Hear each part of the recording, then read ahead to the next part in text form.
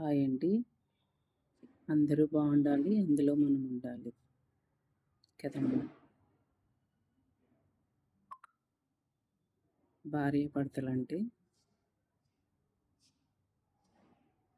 ఒక ఫ్యామిలీ మంచిగా ఉండాలంటే ఫస్ట్ ఇంట్లో పిల్లల్ని అందరినీ అర్థం చేసుకోవాలి.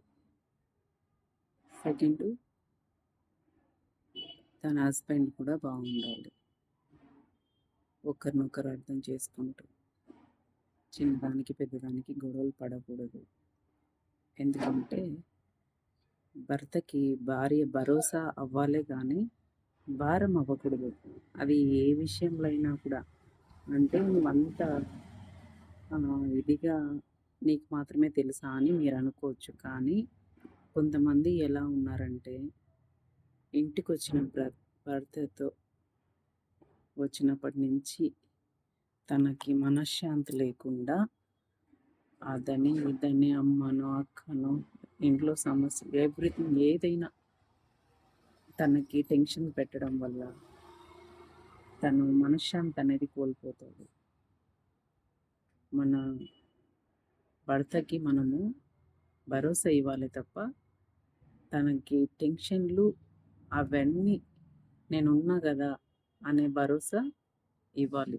ఎవరు? భర్తకు భార్య. ఒకరికొకరు అర్థం చేసుకొని ఎంత చక్కగా ఉంటే ఆ ఇల్లు అంతే చక్కగా సంతోషంగా సాగిపోతుంది. ఒకరినొకరు అర్థం చేసుకోకపోతే ఆ ఇల్లు పిల్లలు బాగోదు. అది ఎలా ఉంటుందంటే సొసైటీలో కూడా గౌరవం అనేది ఉండదు కదా. అందుకనేసి అక్కలకి చెల్లెళ్ళకి అమ్మలకి అందరికీ చెప్తున్నా, మన రక్షణ కవచం ఎవరు అంటే అది ఇంట్లో ఆడదానికి భర్త ఉన్నంత వరకే. ఏ విలువ అయినా కూడా అది ఉన్నంత వరకు మనకు ఒక రక్షణ కవచం లాంటిది మన భర్త. దాన్ని మనం కాపాడుకోవాలే కానీ దాన్ని పాడు చేయకూడదు కదా. కాబట్టి ప్రతి ఒక్కరికి చెప్తున్నా, నచ్చితే లైక్ చేయండి, లేదంటే తొప్పేయండి పక్కకి, నో ప్రాబ్లం.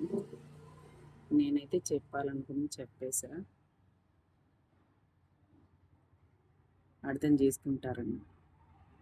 ఇంటికి వచ్చినప్పటి నుంచి మనశ్శాంతి లేదు అనే ఆలోచన తనకి రాకూడదు కదా.